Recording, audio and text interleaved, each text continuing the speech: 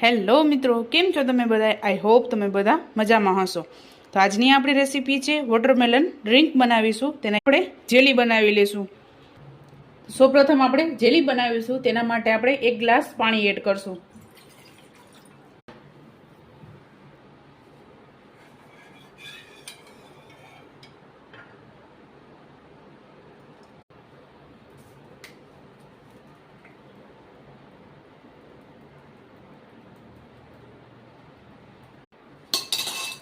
તો આપણે આ જ રીતે આને ફ્રીજમાં નથી રાખવાનું, બહાર જ રાખીશું.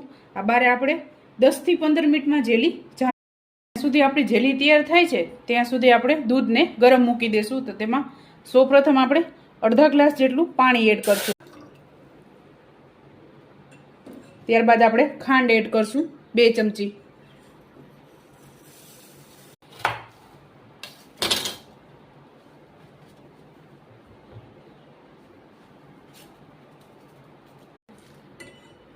તો અહીંયા મેં 2 ચમચી જેટલું કોર્નફ્લાવર લીધેલો છે.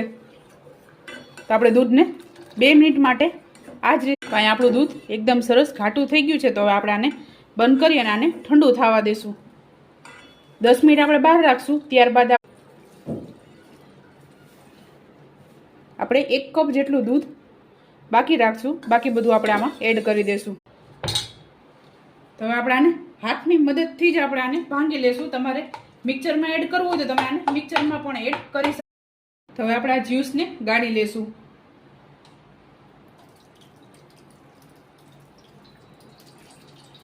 આપણે જે 1 કપ ઠંડુ દૂધ લીધેલું હતું તે આપણે આમાં એડ કરી દેશું.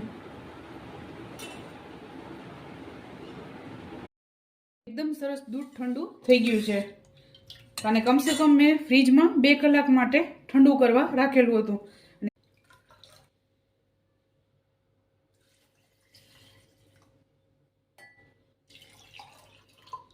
ઠંડુ દૂધ એડ કરશું. ઠંડુ થશે એટલે એકદમ ઘાટું થઈ જશે આ દૂધ.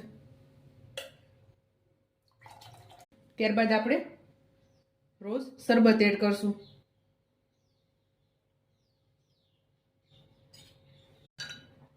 આમાં તમે સાબુદાણા એડ કરવો હોય તો તમે સાબુદાણા પણ એડ કરી શકો છો, પણ મેં સાબુદાણાની બદલે અહીંયા તકમરિયાનો યુઝ કરેલો.